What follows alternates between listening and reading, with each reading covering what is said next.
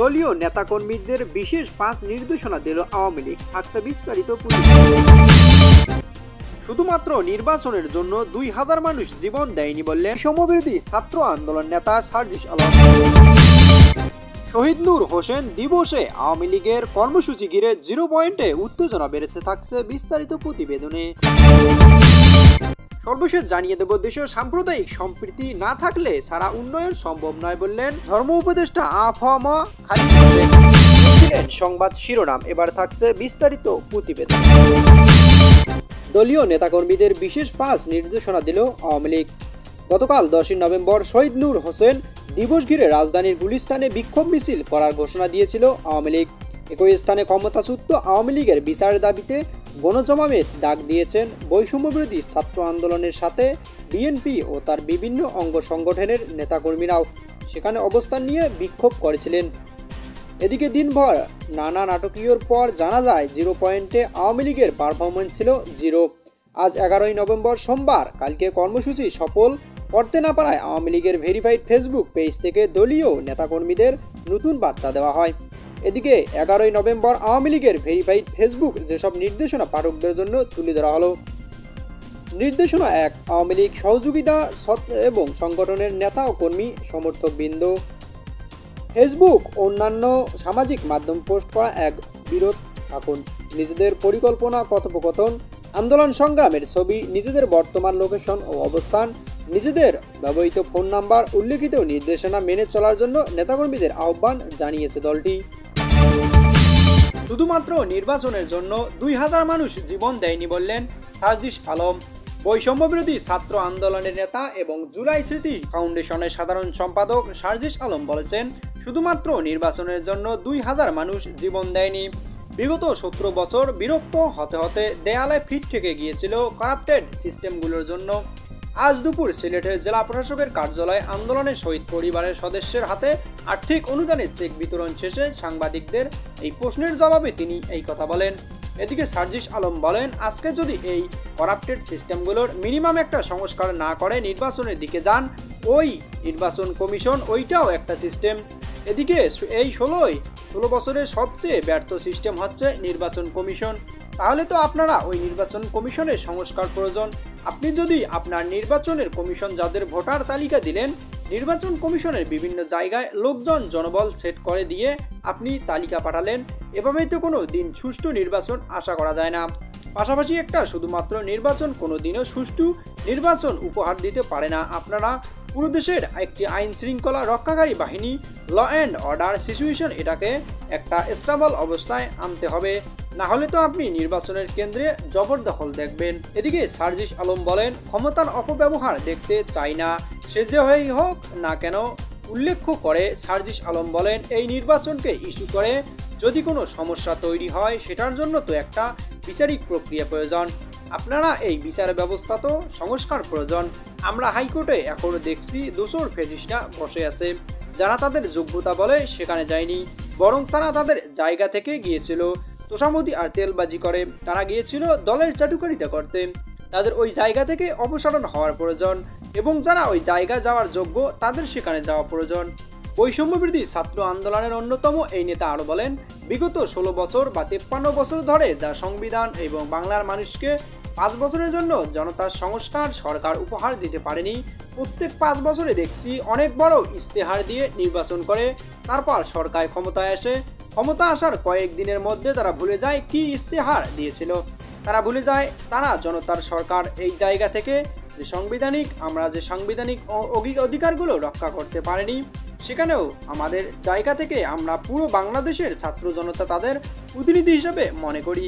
এই সাংবিধানিক সংস্কারও প্রয়োজন। আমরা বলছি না যে পুরো বাংলাদেশের সংস্কার নির্বাচন করতে হবে।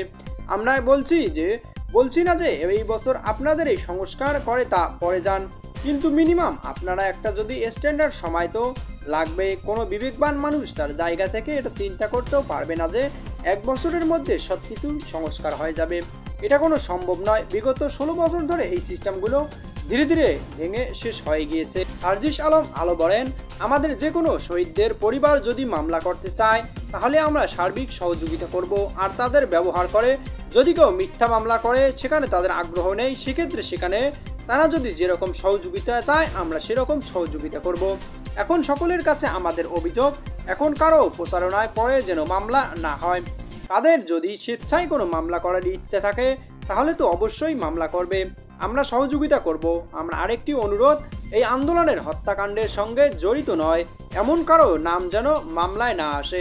আমরা চাই যারা অপরাধী তাদের শাস্তি হোক, যারা নিরাপদ তাদের যেন কোনো শাস্তি না হয়। আমরা যে কোনো সহযোগিতা করার জন্য প্রস্তুত আছি। এদিকে শহীদ নূর হোসেন দিবসের আওয়ামী লীগের কর্মসূচি ঘিরে উত্তেজনা বেড়েছে। শহীদ নূর হোসেন দিবস উপলক্ষে রাজধানীর গুলিস্তানে 0 পয়েন্টে গণতান্ত্রিক অধিকার প্রতিষ্ঠার দাবিতে বিক্ষোভ মিছিলের ডাক দিয়েছে আওয়ামী লীগ। আগামীকাল রোববার বিকাল 3টায় এই কর্মসূচি পালন করা হবে। কর্মসূচিকে ঘিরে কঠোর অবস্থান রয়েছে সরকার। ফ্যাসিবাদী দলকে কর্মমুখী পালন করতে দেওয়া হবে না বলে হুঁশিয়ারি দেওয়া হয়েছে। আগামীকাল কর্মসূচিকে ঘিরে উত্তেজনা দেখা দিয়েছে। এদিকে আজ শনিবার সন্ধ্যা 7টার দিকে এক ফেসবুক পোস্টে নেতাকর্মীদের উদ্দেশ্যে আওয়ামী লীগের পক্ষ থেকে বলা হয়, সেনাবাহিনী ও পুলিশ কোনো ঝামেলা সৃষ্টি করবে না। আন্তর্জাতিকভাবে তারা এমনিতেই অনেক চাপে আছে, সবাই নির্ভয়ে আসুন। কর্মসূচি বিষয়ে আওয়ামী লীগের যুগ্ম সাধারণ সম্পাদক আফামা বাহাউদ্দিন নাসিম আজকের পত্রিকাকে বলে, দখলদার অসাংবিধানিক অবৈধ ইউনিট সরকারের হাত থেকে গণতান্ত্রিক স্বাভাবিক মূল্যবোধ ফিরে পাওয়ার লক্ষ্যে 10 নভেম্বর কর্মসূচিকে গুরুত্বের সঙ্গে নিচ্ছি। দুঃশাসন নিপীড়ন দিন পার করছে মানুষ। গণতন্ত্র ফিরে এলে অবরুদ্ধ অবস্থায় থেকে দেশ ও দেশের মানুষের পরিত্রাণ পাবে। এদিকে 0 পয়েন্টে আওয়ামী লীগের কর্মী সমর্থকদের জড়ো হতে দেওয়া হবে না বলে সরকারকে বিভিন্ন সূত্র জানা গেছে। এরই মধ্যে প্রধান উপদেষ্টার প্রেস সচিব শফিকুল আলম তার ব্যক্তিগত ফেসবুক আইডিতে এক পোস্টে লেখেন, আওয়ামী লীগ একটি ফ্যাসিবাদী দল, বাংলাদেশ কোনো প্রতিবাদ করার অনুমতি দেওয়া হবে না তাদের। তিনি বলেন, যারা গণহত্যাকারী স্বৈরাচারী শেখ হাসিনার নির্দেশে র্যালি জমায়েত বা মিছিল করার আহ্বান এবং চেষ্টা করবে তাদেরকে আইন শৃঙ্খলা রক্ষাকারী বাহিনীর পূর্ণ শক্তি দিয়ে মোকাবেলা করবে। অন্তর্বর্তী সরকারের দেশে আইনে শৃঙ্খলার পরিস্থিতি ভঙ্গ করার কোনো প্রচেষ্টায় সহ্য করবে না। ডিএমপির গণমাধ্যম বিভাগীয় উপকমিশনার তালেবুর রহমান আজকের পত্রিকাকে বলেন, আওয়ামী লীগ সমাবেশ বা গণজমায়েত করার জন্য এখন পর্যন্ত পুলিশের কাছে কোনো ধরনের অনুমতি চায়নি। অনুমতির বাইরে যে কোনো দল বেআইনিভাবে সমাবেশ করলে পুলিশ তাদের বিরুদ্ধে অবশ্যই ব্যবস্থা নেবে। দেশের সাম্প্রদায়িক সম্প্রীতি না থাকলে ছাড়া উন্নয়ন সম্ভব না বলে জানিয়েছেন ধর্ম উপদেষ্টা। ধর্ম বিষয়ক মন্ত্রণালয় উপদেষ্টা ডক্টর আফামা খালিদ হোসেন বলেছেন, ঐতিহ্যগতভাবে বাংলাদেশ সাম্প্রদায়িক সম্প্রীতি দেশ। বিভিন্ন ধরনের জনগোষ্ঠীর মানুষের সম্ভাবনায়িত এই দেশের বৈশিষ্ট্য। সংবিধানও দেশের প্রতি নাগরিকের ধর্ম পালন, ব্যবসা, রাজনীতি, শিক্ষা সহ সর্বক্ষেত্রে মানবাধিকারতা আছে। দেশের বিভিন্ন সম্প্রদায়ের মধ্যে বিরাজমান সম্প্রীতি সৌহার্দ্যের সম্পর্ক বিনষ্টের জন্য কিছু কায়েমিবাদী স্বার্থবাদী দুষ্কৃতিকারী অপচেষ্টা চালায়। তাদের প্রতিহত করার জন্য সরকার সজাগ আছে। দেশের সাম্প্রদায়িক সম্প্রীতি না থাকলে উন্নয়ন সম্ভব হবে না বলে জানিয়েছেন তিনি। এদিকে আজ ইসলামিক ফাউন্ডেশন খুলনা বিভাগের কার্যালয়ে সম্মেলন কক্ষে সাম্প্রদায়িক সম্প্রীতি প্রতিষ্ঠা এবং সামাজিক সমস্যা নিরসনে ওলামা মাশায়েখদের করণীয় শীর্ষক মতবিনিময় সভায় প্রধান অতিথির বক্তব্যে তিনি এই কথা বলেছেন। উপদেষ্টা বলেন, অন্তর্বর্তীকালীন সরকার এবং ক্ষমতা গ্রহণের পর দেশের বৈদেশিক মুদ্রা রিজার্ভ বৃদ্ধি পেয়েছে, অর্থনীতি চাঙ্গা হচ্ছে ও রেমিটেন্স প্রবাহ বাড়ছে বলে জানিয়েছেন। আমরা মন্থন হয়ে যাওয়ার ইসলামিক ফাউন্ডেশনের গতি ফিরিয়ে আনতে চাই।